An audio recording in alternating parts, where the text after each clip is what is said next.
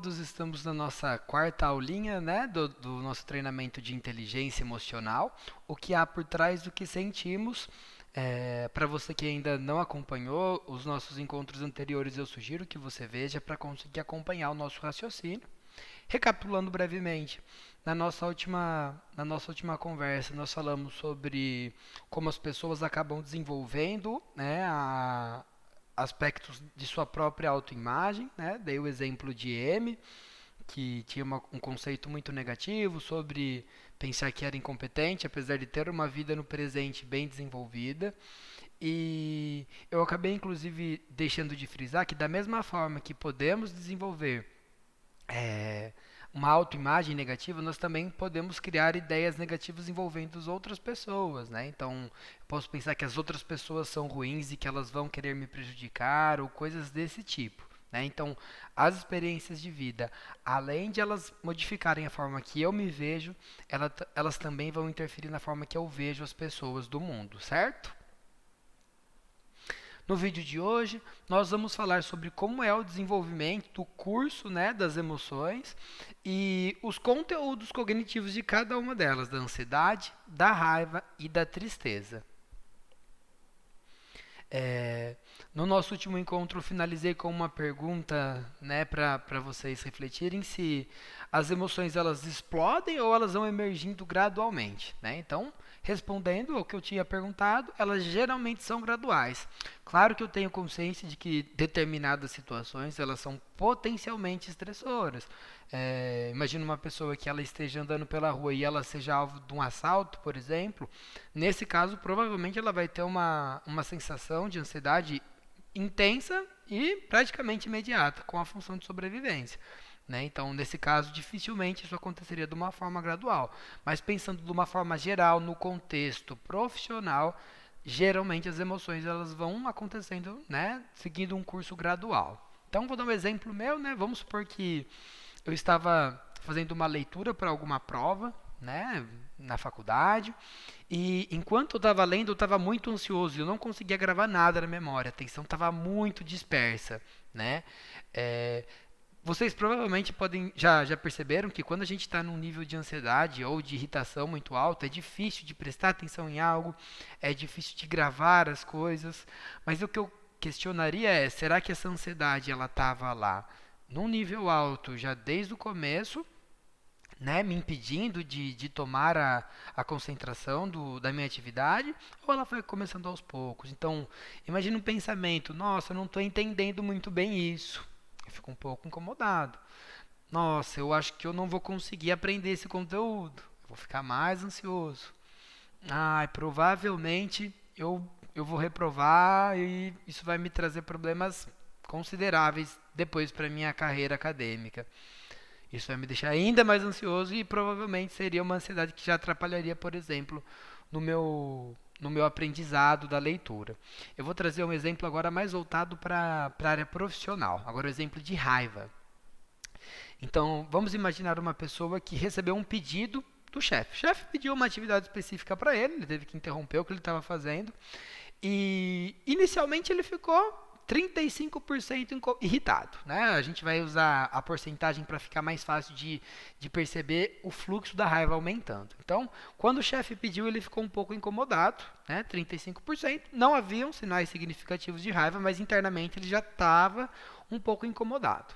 Depois de uns segundos, né? Isso acontece de uma forma muito rápida. Ele pensou, mas por que para mim? Ele olhou para o lado, viu que tinha algumas pessoas que não estavam tão ocupadas e se sentiu injustiçado. Nessa hora ele já começou a ficar muito incomodado, né? E depois de um tempo ele já chegou a uma outra conclusão. Só eu que trabalho aqui. Apesar desse pensamento não ser 100% verdadeiro, né? Porque com certeza ele não é a única pessoa que está trabalhando, né, dentro do setor, mas ele acreditou nisso. Então ele vai reagir emocionalmente como se isso fosse um fato. Ele chega num nível próximo da explosão, né? Ele está muito alto essa raiva, então como ele acredita que ele tem que se defender dessa injustiça, provavelmente ele vai emitir alguns comportamentos de raiva, gritar, ofender, às vezes nem gritando, mas uma resposta mais hostil, né? O que pode gerar problemas futuros, né? Fiz um gráfico para facilitar a percepção, então, né, a gente vê aqui 35% quando o chefe pede algo, quando ele pede mais por que para mim vai para 60%, só eu trabalho aqui 85%, sou explorado, preciso me defender 95%, nessa hora já é muito difícil de você conseguir reconhecer o que você está sentindo, pensando, o corpo está muito mais no funcionamento automático para a sobrevivência do que algo mais racional. E pensando assim, como não é uma situação de fato para você lutar pela sobrevivência, as consequências comportamentais elas podem gerar problemas para o trabalhador, né? Então, a importância, né, de ter a consciência do pensar e sentir é justamente para interromper o fluxo crescente das emoções, nesse caso da raiva, diminuindo as chances do comportamentos inadequados acontecerem e também da sobrecarga emocional, né? Então, talvez se ele tivesse percebido aqui o mais porque para mim, né, se ele tivesse pensado, pô, às vezes ele confia mais em mim, ele gosta do jeito que eu faço, isso não iria para um 85%, né? Ele poderia inclusive ficar mais tranquilo, porque ele está sendo de alguma forma alvo de uma responsabilidade pelo chefe acreditar nele, né? Então, só que como ele não tomou consciência desse pensamento, só foi rolando essa bola de neve para uma maximização cada vez maior, né? Então agora a gente vai ver umas características peculiares de cada uma das emoções, da ansiedade, da raiva e da tristeza. Claro, né? Deixando claro, a minha ideia não é resumir emoções em um slide, tá, gente? Então é para vocês terem uma noção dos conteúdos cognitivos que geralmente acompanham estas, mas entendam que emoções são coisas complexas e que envolvem uma série de fatores dentro do nosso corpo, da nossa mente, tá bom? Ansiedade. Quando a ansiedade ela é ativada, geralmente com estímulos internos, pensamentos, né? Ou externos, né, do ambiente, de ameaça. Então, o que isso quer dizer? Que o problema, às vezes, ele nem necessariamente está no mundo lá fora, às vezes está só na minha cabeça, né? Então, quando eu dei o exemplo de eu estudando e eu penso, eu vou ser reprovado, isso é uma ameaça para mim. Não necessariamente isso é verdade, mas eu acredito que é uma ameaça. Vai me desencadear sentimentos de ansiedade, certo? O conteúdo desses pensamentos, geralmente, eles são voltados para o futuro, curto ou longo prazo. Olha só, né? E com características catastróficas, né? Bem desagradáveis. Então, olha só como foi o pensamento que me deixou ansioso. Eu, com certeza, vou reprovar. Então, eu vou reprovar quando? No presente ou no futuro? No futuro, porque eu ainda nem estava fazendo a prova. E olha as características catastróficas. Eu não pensei que eu iria fazer a prova e poderia ir mal. Eu tive certeza que eu iria muito mal e que eu seria reprovado. Entendem?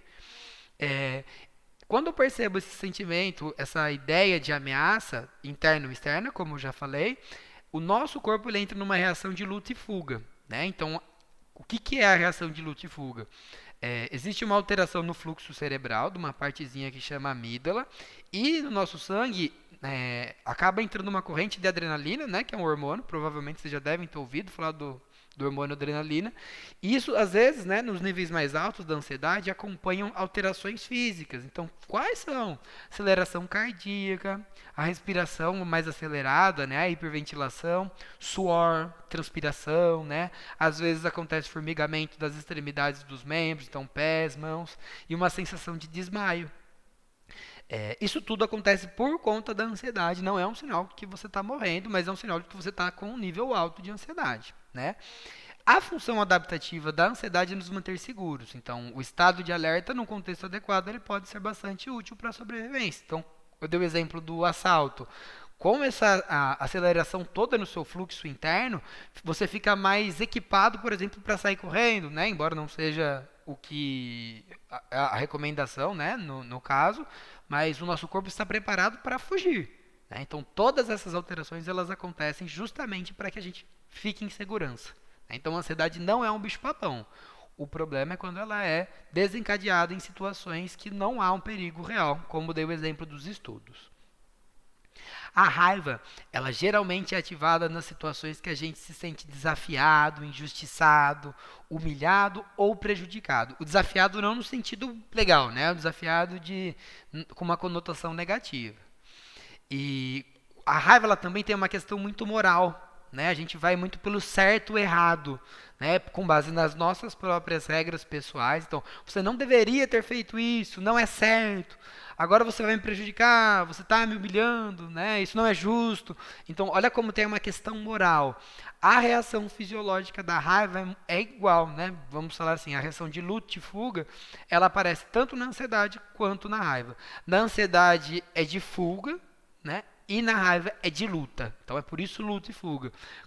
Quando a gente está com raiva, a gente está preparado para atacar, para se defender. Como eu disse, mais uma vez, isso num evento adequado, isso pode ajudar muito. Às vezes a gente precisa de fato lidar com momentos que a gente está sendo injustiçado e a raiva, não necessariamente o comportamento de violência física, tá? Mas às vezes uma atitude mais enérgica, mais firme, ela pode sim ajudar a gente a atingir nossos objetivos.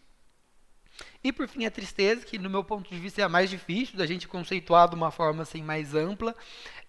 Geralmente ela tem temáticas específicas, varia individualmente. Acho que dá pra gente citar 3 temáticas chaves. Você pode ter as 3, tá? Nada impede de você ter uma sensibilidade maior para uma, 2 ou 3. Mas de incompetência, então, por exemplo, faço tudo errado, então isso vai gerar tristeza. Inadequação, não me vejo como parte da empresa, né? Então não sou como os outros. Ou de desamor, né? Ninguém gosta de mim aqui. Percebam que uma tem a ver com competência, no sentido de colocar as coisas em práticas, de habilidades, a adequação no sentido de fazer parte daquilo, e o desamor de ser querido pelas pessoas. E a tristeza também ela é presente em situações que envolvam alguma perda ou um processo de luto. Então, um colega que eu gostava bastante foi demitido, eu fico triste, porque eu perco a presença dele aqui, era algo que eu gostava. Ou então eu estava num cargo que eu adorava, eu meio que fui promovido para uma outra função que eu não gosto tanto, então eu fico com saudade daquilo, me dá tristeza, né? Porque eu perdi algo que eu gostava, né? A tristeza, né, ela geralmente ela tem uma relação com a desesperança, principalmente em níveis mais elevados, né? E aí acaba perpetuando o humor deprimido. Isso nunca vai melhorar, né? A melancolia, não tem mais jeito. São pensamentos que acabam mantendo o quadro de tristeza por mais tempo. E geralmente, né, podem acabar levando até o indivíduo a um adoecimento psíquico, certo? E para a gente finalizar esse encontro, eu gostaria que vocês fizessem um exercício na casa de vocês, né?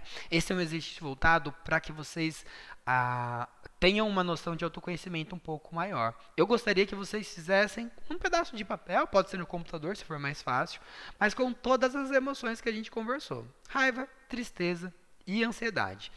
Então, qual é a ideia do exercício? Primeiro, né, eu coloco aqui a emoção, comecei com a raiva, quando me afeta e a porcentagem que me afeta. Então, no exemplo que eu coloquei aqui para vocês, feedbacks negativos me deixam com 80% de raiva e sair após o horário 90%.